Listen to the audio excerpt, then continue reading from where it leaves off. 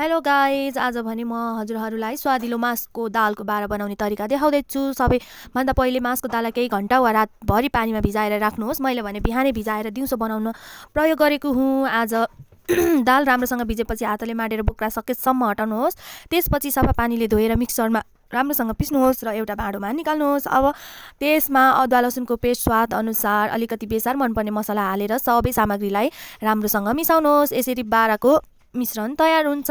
अन्डा हाल्न चाहनुहुन्छ भने दुई तरिका छन्। मिश्रणमै फिटेर मिसाउन सक्नुहुन्छ वा बारा सेक्ने बेलामा माथिबाट अन्डा हाल्न सक्नुहुन्छ। मैले भने माथिबाट अन्डा हालेर राखेको छु। अब तावा तताएर अलिकति तेल हाल्नुहोस्। तयार गरेको मिश्रणलाई तावामा गोलो आकारमा राख्नुहोस्। त्यसपछि माथिबाट अन्डा हालेर मध्यम आँचमा दुवैपट्टि सुनौलो हुने गरी राम्ररी सेक्नुहोस्। यसरी स्वादिलो मासको दालको बारा तयार हुन्छ। मैले यससँग खानाका लागि टमाटरको अचार पनि बनाएको छु। तातो तातो बारा र टमाटरको अचार स्वाद साँच्चै नै धेरै नै मिठो हुन्छ।